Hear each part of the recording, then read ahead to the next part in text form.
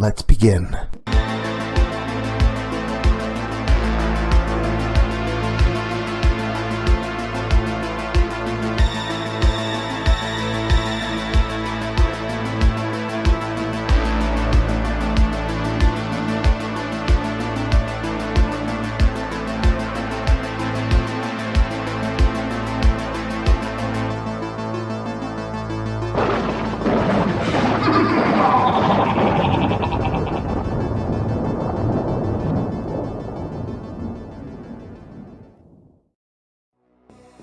Hey there, scary story fanatics. Welcome back to Cleaving Thought from Bone with your host, Sociopathic.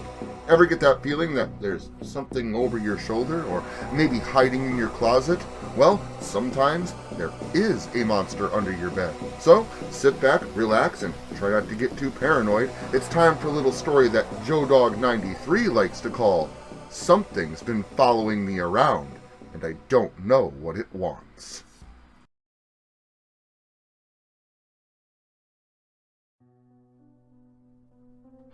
Jeez. Maybe someone on here could help me. I'm sure someone out there knows something about this. My name is... No. That's not a good idea. Maybe that's how they found me. That's why I switched to a throwaway account on here in the first place. My name is not important. I'll get right into it. Something has been following me for the last few days now. I first noticed them in my biology class. It was an odd time for a new student to be enrolling in Professor Crate's class, but okay, stranger things have happened. There was nothing spectacular about her at first glance. She had on a university sweatshirt, some track pants, and a sports watch that looked like it had probably seen better days. If this was any other day and any other class, I probably would have never given them a second glance. But Professor Crate's class is one of my smaller courses. Everyone knew everyone, and most importantly, the professor knew everyone. He made damn sure he was going to call on you at least a handful of times to make sure that you were paying attention. Anytime I'm in his class, it's so nerve-wracking. This new chick never got called on once. The luck on her. I started praying that she would. I wanted to hear her name. I was curious. We had a pop quiz that day in class. I hated being surprised. I'd much rather know when something's coming, especially a test. ADD and apprehension do not blend well with surprises. I couldn't look down at the paper anymore. Nothing was making any sense. I knew I had to concentrate, but I had this magnetic pull redirecting my attention to my left, down the row of seats. And there she was, just looking straight at me. No pencil in hand, nothing. I don't even think she was doing the test. This was the first time we locked eyes. There was something so majestically beautiful about her, yet so offensive at the same time. She had this silky smooth pale white skin, and this short black hair pulled back into a bun. Come to think of it, her whole body had a paleness about it. Judging by her pale skin, you could say sunlight never even touched her, yet her dark hair had a brownish tint to it. The kind that someone would get after spending a while in the sun. The more disturbing features on her were her eyes and mouth. They looked cruel and sad, almost sick, like a person who had the flu and was dehydrated for a week. I am by no means a perfect person. I never claimed to be. Please forgive me for saying this when I tell you that her appearance startled me. I'm not trying to pass judgment on people. Maybe she was sick. Maybe she didn't believe in wearing makeup. Maybe she had a bad day. But whatever it was, it just terrified me. Judge me all you want, but you weren't there. You did not lock eyes with her. I recoiled in shock. A couple of students next to me rolled their eyes as if to say, "Geez, take a pill, you nut." A Xanax or an Ativan would have been like heaven, but not now. There was no time for mellowing out. I had a test to take. When the chromosomes line up in mitosis, this phase is known as what? Come on, shoot, I know this. The answer wasn't coming to me, and just then, a shrewd ringing flooded my ears. I never heard anything like this before. It was miserable. My temples throbbed in pain. Suddenly, a voice filled my head, a low, guttural whisper. "Did you tell them yet?" The girl's brutish mouth was moving, but it was like she had a Bluetooth connection straight to my brain. The words weren't directly coming out of her mouth. "Tell your parents the truth. You're on academic probation. You'll never make it here." "No!" I instinctively shot up from my seat. My pencil and paper went flying across the room. The stagnant classroom of about 25 other students turned to face me in unison. "Excuse me, Mr. Adams," my surname, Professor Crate called out. "What's the problem here?" I wanted to say something, but I had no clue what a remotely acceptable answer might even be. I opened my mouth, but no words came out, so I bolted for the door as fast as I could. Well, my grade on that test was shot. In the bathroom, I splashed cold water on my face to try and calm myself down. I know what I saw, but there had to be some sort of rational explanation for why I saw it. I had been studying very hard. Maybe I wasn't sleeping enough and my brain was playing a trick on me. That had to be it. I splashed some ice-cold water from the sink onto my face and let every muscle in my body settle while I tried to process what had just happened to me. I was a tired, angry-stricken college student. I wasn't the first and wouldn't be the last. Things would be quiet for a day or so, and I managed to put the whole incident out of my mind. It was an early Saturday morning, so that meant it was time to put my rear in gear and get to the gym. I took one Prima-Force caffeine capsule, and I was ready to go.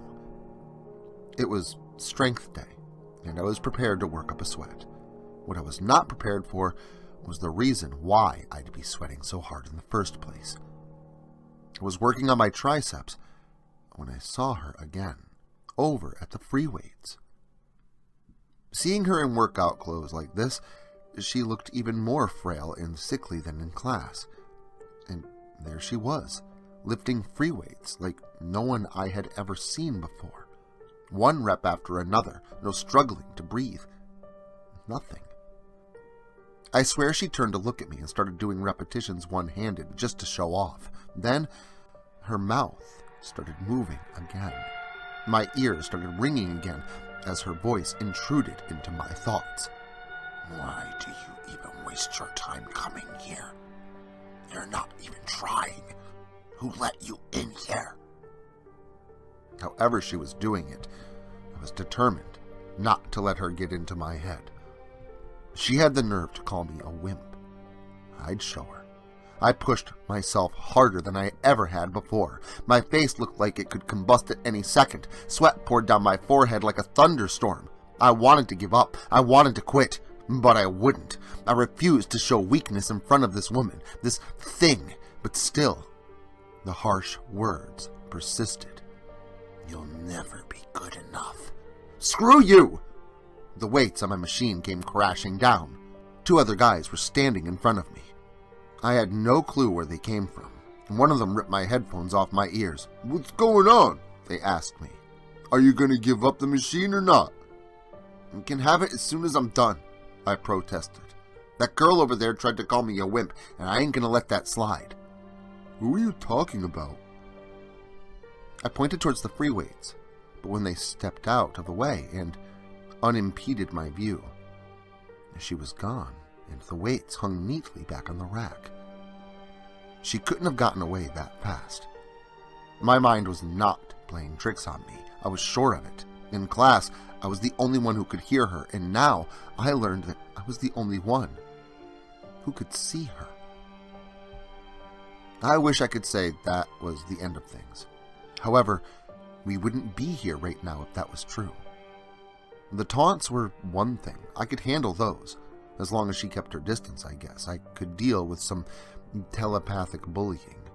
Lord knows I was bullied enough as a kid. I was used to it. When things turned physical, though, we had a problem. The next time we crossed paths, I was at a McDonald's on the way to school. I was in line waiting for my meal, which by my calculations was at least 700 or 800. I know they say it's not good for you to keep track of every meal like that, but I wasn't going to let myself go overboard. No matter what that thing said about me, I knew how hard I'd been pushing myself, and I knew my life was right on track. I wasn't about to mess it up. I turned around after collecting my food, and that's when she caught me off guard, sending my meal plummeting to the floor. Her hands gripped tightly around my neck. Again came the ringing ears. "What's the matter? Don't you follow doctor's orders?" she whispered.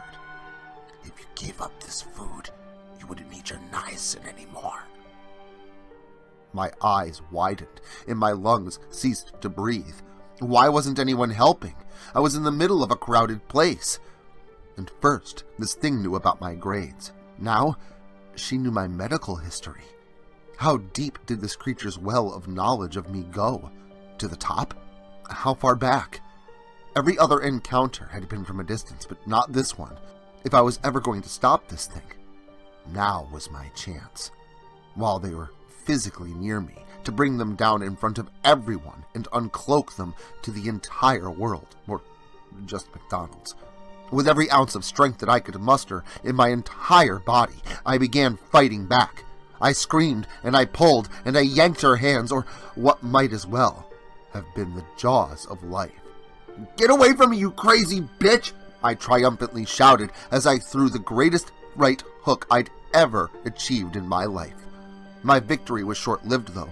The manager and 2 McDonald's employees were wrestling me to the ground. "Hey, take it easy.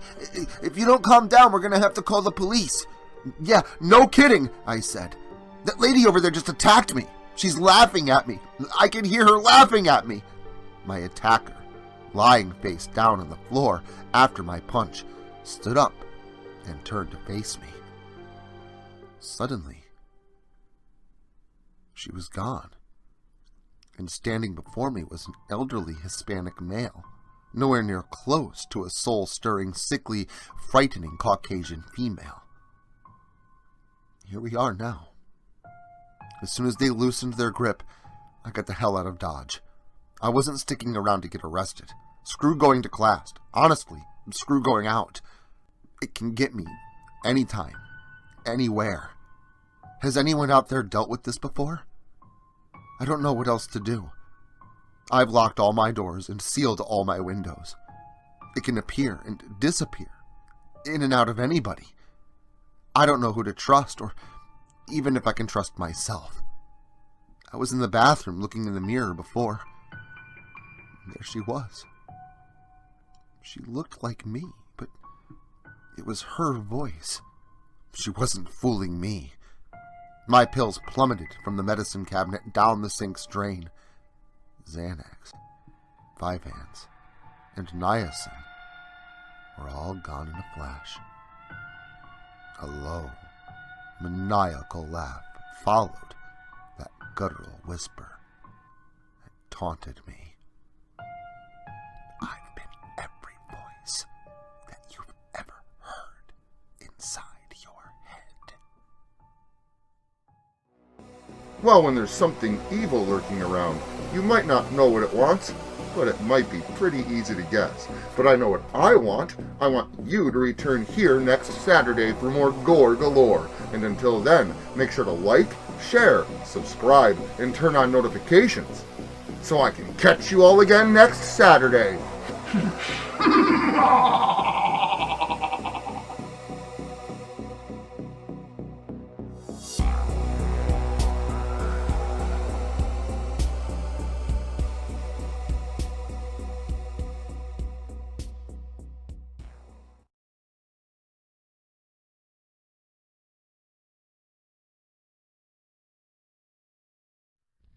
Social media can be very unpredictable, especially regarding horror content.